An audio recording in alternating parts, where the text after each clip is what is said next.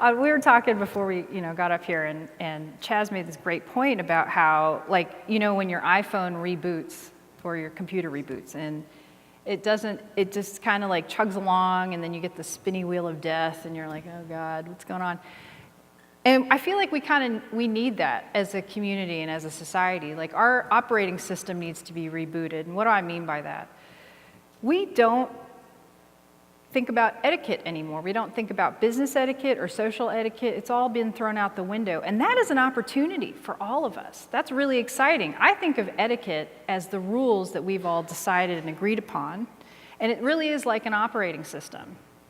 And so something simple like choosing pronouns.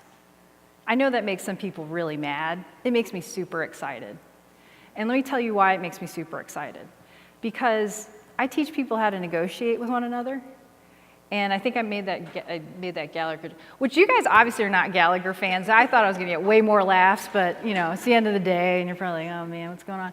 But when you use someone else's language that they've told you they want to be called by that name, it's a big deal, because you are communicating respect in that very act without really even saying it explicitly.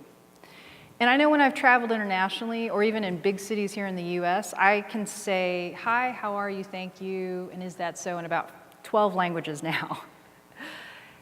And to see people's face light up, especially, I'm the child of immigrants, and when I say that to somebody who's in the US, who's an immigrant, and their face lights up, and they're so happy because now I've made a connection with them through that choice, it's a really big deal. Now, that's on an individual level. Now let's think about commercially. Right? Because that's why we're all here, right? Marketers and advertising. And again, on that pinned tweet on my profile, I posted a bunch of research. Listen, if you are a marketer or an advertiser, you're going to be leaving trillions of dollars on the table when you don't make choices that help people feel seen and heard. Point blank, period, full stop. In 2019, this year, millennial consumers will outpace baby boomers. They will be the largest marketing segment in the United States. And I think in 2030 is when Gen X's will supersede baby boomers. And if there's one thing we know about millennial consumers, they want to make economic choices that reflect their personal values.